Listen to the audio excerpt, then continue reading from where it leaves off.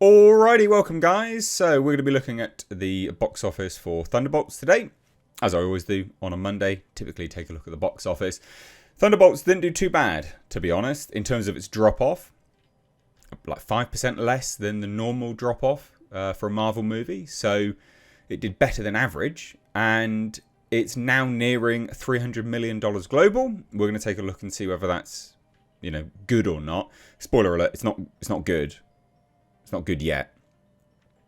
$300 million global isn't that great yet, but we'll get into it anyway. Hit subscribe if you are new here, guys. Do turn those bell notifications on.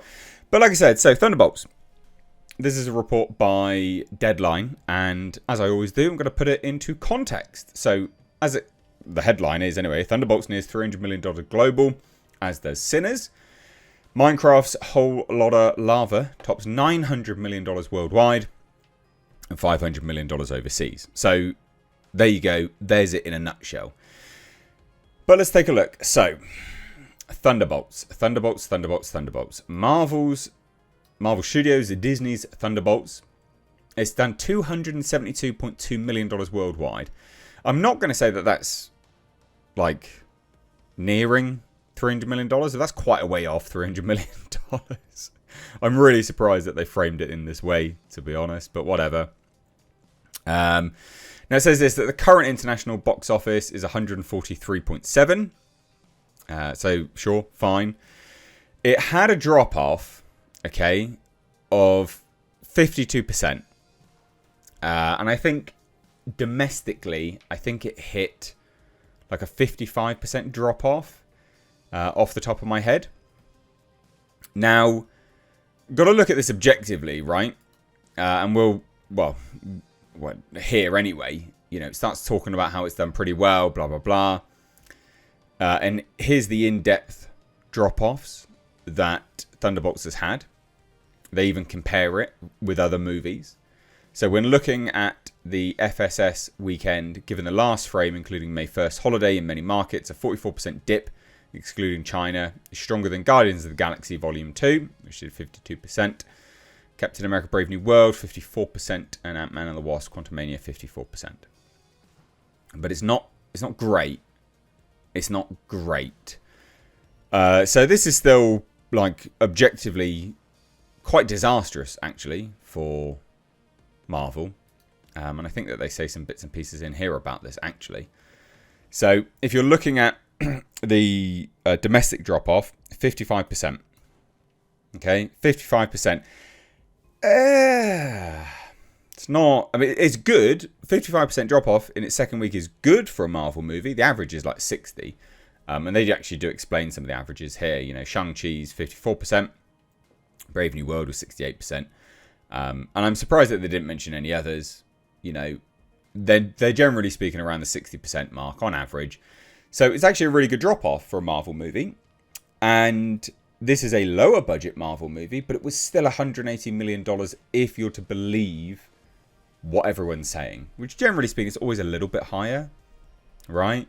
Like, it just is. It just is always a little bit higher. So if you're looking at with $180 million production budget, it needs $360 million just on the production budget to start breaking even.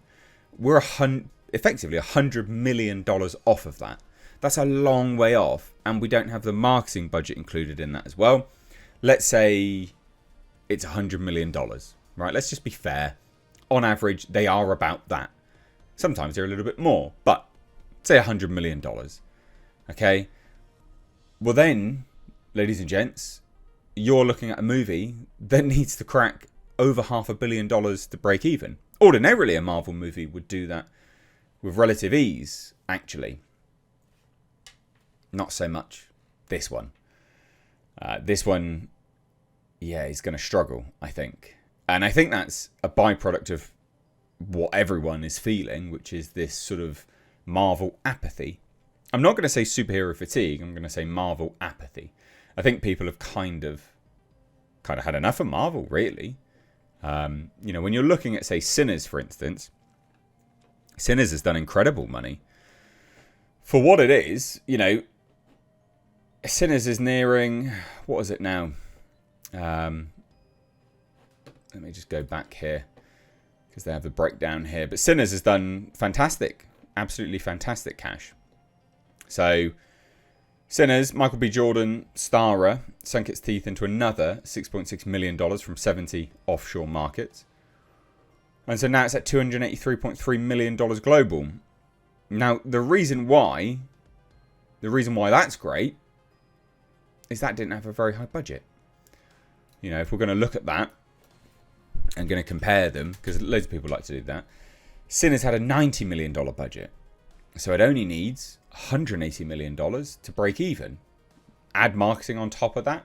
Let's be generous and say, I don't know, well, let's just be fair. This movie didn't have a great marketing campaign. It wasn't huge. Let's say it's $70 million. Well, that's done really well, hasn't it? That's a movie that's done pretty damn well. $90 million production, $180 million to break even, because 50% of it all goes to 50% of all box office. Effectively, you can round out to go to the theatres themselves. So $180 million plus another 70 million, you know, for marketing. That's 140 million. So it needs what, 320 million to break even. That's it. We don't know about the tax credits, by the way, and that goes the same for Marvel. We don't know what tax credits they had. I don't actually know where they shot, to be fair. But Thunderbolts, yeah, they're a way off. They're a way off, it seems. But yeah, so it's done really well. You know, objectively, Sinners has done great. Thunderbolts, objectively, has actually done really, really well. Its drop-off is fantastic. You know, a 55% drop-off is pretty bloody good going for a Marvel movie.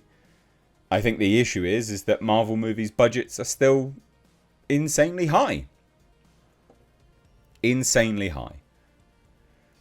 I think the bonus with respect to Sinners is that they will, I don't know, they would have had this on another accounting sheet lined up with another movie, so it's probably broken even from that perspective. That's how Hollywood does their accounting. They pair up films. So if they're on the same docket and the balance sheet, you know, goes into profit, then they both profited effectively. But then also, Warner Brothers will be selling this one to themselves, to HBO. Not technically selling it, but that will account for some of the money as well. And again, yeah, Disney will do this with Disney Plus for sure, but they're a way off. So there you go. Actually, technically, a good weekend for the box office. Not incredible, but good. You know, it's certainly not, what was it, like 2018? Or 2019, which was the insane box office amount. It's certainly not that level anyway, but not bad. Not bad. But I think we can take home from this anyway that people are definitely feeling that Marvel apathy. It'd be really interesting to see what Fantastic Four First Steps does. So let me know what you think down below. I'd love to hear any and all of your thoughts. Like I said at the start, do hit subscribe if you are new here. It would be great to have you here more often. Take care. Bye-bye now.